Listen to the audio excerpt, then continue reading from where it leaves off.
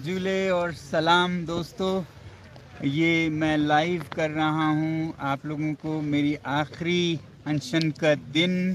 अभी कुछ ही देर में ये अनशन हम ख़त्म करने जा रहे हैं और यहाँ मेरे साथ बहुत से लद्दाख के हर हिस्से से, हर समाज से, हर मज़हब से, हर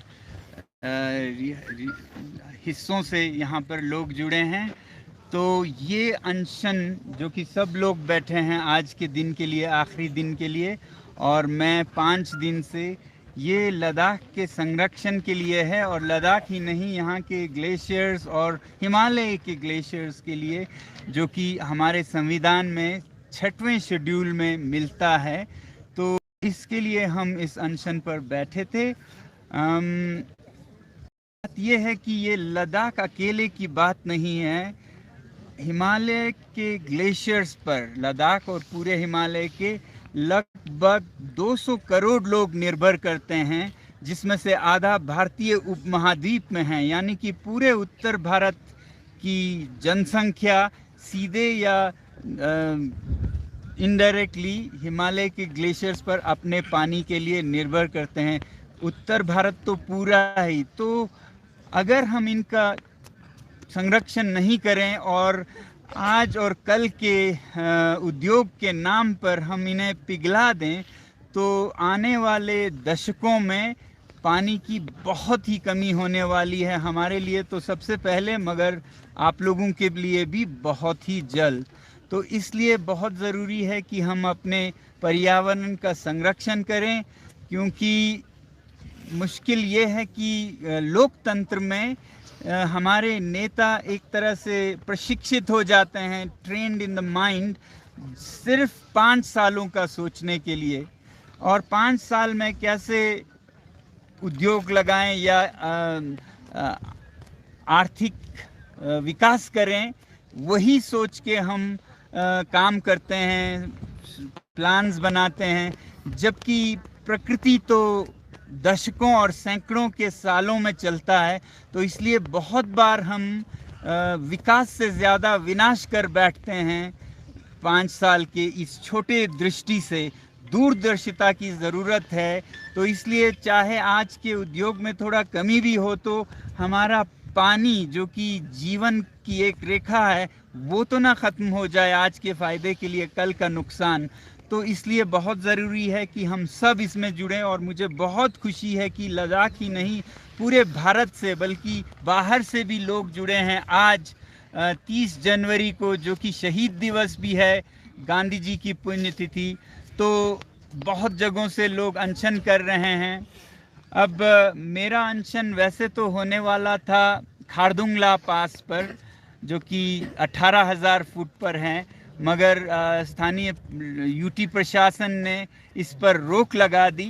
हालांकि हमें लगता है कि ये रोक उन्होंने मेरी सुरक्षा या हिफाजत से ज़्यादा अपने मिसमैनेजमेंट को छुपाने के लिए क्यों किया, क्योंकि मेरी आवाज़ फिर ज़्यादा लोगों तक, और फिर लद्दाख में ये 3 साल से ये जो यूटी का प्रशासन रहा है वो काफ़ी नाकामयाब रहा है। लोग बहुत दुखी हैं हर तरफ, क्योंकि यहाँ नौकरियाँ 12,000 की उम्मीद दिलाई थी, मगर 250-300 ही हुए हैं, जिसमें से पुलिस में ज़्यादा हुए, जो कि कोई अच्छी बात नहीं है, क्योंकि वो दमन प्रदर्शनों को, जो लोगों की गुस्सा है उसको दबाने में ही काम आएगा। लोगों को और नौकरियां नहीं मिली है। जो ज़मीन पर हक था स्थानीय काउंसिल्स का, वो भी अब डाइल्यूट होता जा रहा है। तो हर तरह से विकास पहले से भी कम हुई है। जो यहाँ बजट आता है 6,000 करोड़ का, उसका 70% मुझे बताया जाता है कि वापस चला जाता है, लैप्स हो जाता है। और वैसे भी उसका 8% ही जनता के चुने हुए प्रतिनिधि करते हैं हिल काउंसिल के ज़रिए, और हिल काउंसिल को 8% मिलता है। बाकी सारा एक प्रशासक जो लेफ्टिनेंट गवर्नर हैं उनके हाथ में। अब वो कितना खर्चें और उनको क्या पता जनता के दुख दर्द क्या है।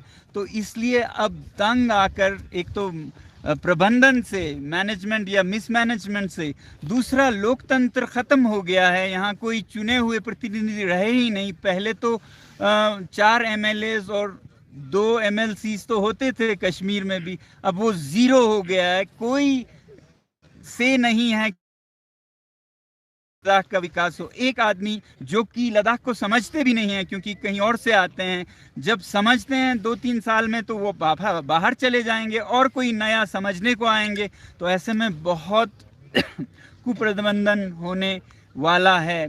तो इसलिए अब लोग परेशान होकर फुल स्टेटहुड का मांग कर रहे हैं। वैसे भी यूटी विद लेजिस्लेचर मांगा था, कभी यूटी विदाउट लेजिस्लेचर नहीं मांगा था।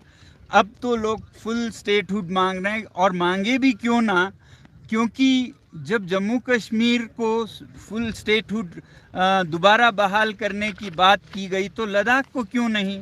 लद्दाख में भी लोकतंत्र होनी चाहिए। एक तरह से लद्दाख तो जैसे गवर्नर्स रूल में चला जाता है कोई स्टेट 2 महीने 5 महीने के लिए, लद्दाख तो अब परमानेंट गवर्नर रूल में है। यहाँ किसी का कोई नहीं चलेगा, एक प्रशासक चलाएगा, ऐसा हालत हो चुका है। तो दूसरा मांग अब जनता का ये हो चुका है फुल स्टेटहुड। और वैसे भी 6 शेड्यूल तो पहले ही से ही था। अब इस हालात में थोड़ा और पेचीदा हो गया है। जिस तरह से प्रशासन ने मुझे हाउस अरेस्ट में कर रखा है, मेरे मूवमेंट पर पूरे रिस्ट्रिक्शंस लगा रखे हैं, तो ये थोड़ा और जटिल हो गया है। वरना एक सीधा सा मांग लेके मैं बैठा था कि संरक्षण हो 6 शेड्यूल में। तो ये है अभी तक का जो बदलाव हम लाने की कोशिश कर रहे हैं। और इसमें लद्दाख के इस मुहिम में, आंदोलन में सबसे अग्रसर जुड़े हैं हमारे लद्दाख के सबसे वरिष्ठ नेता, सबसे लद्दाख का गांधी कहिए, लद्दाख के लोगों के लिए भगवान कहिए, थुप्सन सेवांग जी, जो अभी मेरे साथ यहाँ पर है, और अन्य सभी धर्मों के नेता यहाँ पर हैं। कारगिल के लोग हैं, लेह के लोग हैं, सब धर्मों के लोग हैं। और वैसे भी ये हर पॉलिटिकल पार्टी का मांग रहा है।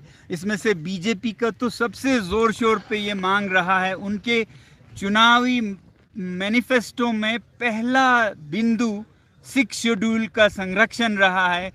तो ये कोई पॉलिटिकल भी नहीं रह गया है, ये सभी लोगों का एक मांग रहा है।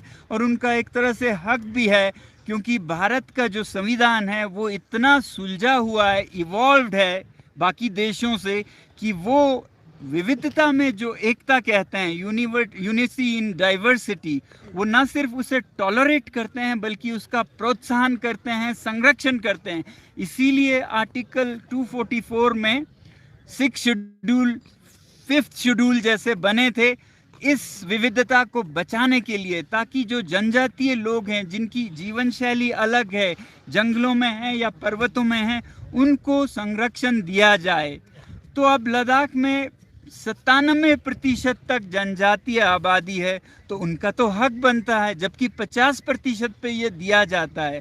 मगर किसी तरह 3 साल से ये दिया नहीं गया है, इस पे टाल मटोल बहुत हुआ है।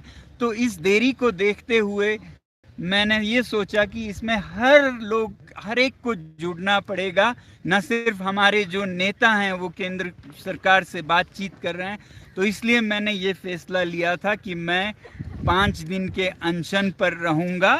और इससे शायद हमारे लद्दाख की बात प्रधानमंत्री तक पहुँचे और भारत की जनता के द्वारा पहुँचे। मैं आप सबका बहुत बहुत कृतज्ञ हूँ कि आप सब ने अपने अपने जगह से आवाज़ उठाई, और मुझे पूरा यकीन है कि यह आवाज़ प्रधानमंत्री जी और गृह मंत्री जी तक पहुंची होगी। और शायद जल्द ही हमारे नेतागण बुलाए जाएंगे दिल्ली में, ताकि इस पर चर्चा हो और एक ठोस नतीजा कुछ फैसला हो 6 शेड्यूल और ये स्टेटहुड अन्य मांगों पर। मगर अगर ऐसा नहीं होता है तो मैंने पहले से ही कहा था कि ये एक सांकेतिक अनशन है। तो अगला मेरा 10 दिन का होगा, उसके बाद 15 दिन का, 20 दिन का, ऐसे करते ही जाऊंगा जब तक इस पर एक फैसला हो। तो आप सबको बहुत बहुत धन्यवाद हमारे साथ जुड़ने का। आप लोगों ने जो समर्थन दिया, यूट्यूब के चैनल पर और अन्य सभी मीडिया हाउसेस का जिन्होंने इसे बहुत अच्छे से कवर किया और लगभग पूरे भारत में आज ये एक समझ और समर्थन बन चुका है। तो इसके लिए हम सबको आपको दिल से शुक्रिया करते हैं। और हमारे साथ ये जो यहाँ पे सारे लोग जुड़े हैं, कल और भी ज़्यादा लोग जुड़ेंगे, उन सब के तरफ से भारत की पूरी जनता को बहुत बहुत धन्यवाद करते हैं। अब समय हो गया है कि हम सब जो यहाँ अनशन पर बैठे हैं एक दिन के लिए और पूजा कर रहे थे भारत के अच्छे विकास के लिए और लद्दाख के संरक्षण के लिए, तो हम उनके साथ अब अनशन तोड़ेंगे। और थुप्सन सेवांग जी हमारे सबसे वरिष्ठ नेता इसको अभी करने जा रहे हैं। भारत माता की जय! भारत माता की जय! भारत माता की जय! हम क्या मानते? हम क्या मानते? हम अपना हक मांगते, ना किसी से भी मांगते।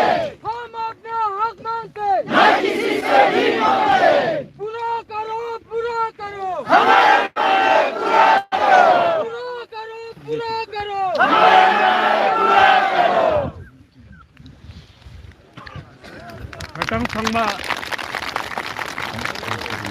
Kukis te dogle Sona mangchuk skundun tere Nimas ni Bata Ladakh se tongsa gune chokskor lai ka हड़ताल नंग धरना अजुकते अब मैं आप सबको धन्यवाद कहूँगा क्योंकि ये लद्दाखी भाषा में हो रहा है। बहुत बहुत धन्यवाद, नमस्कार, फिर मिलेंगे। Latang sampai rewa coce silo, di jokpang ata Ladakh se tongsa gune ganga coce sepia, duk tukce sepia, jaga juu kate ngata julon lebin, malep natene taru angkong objal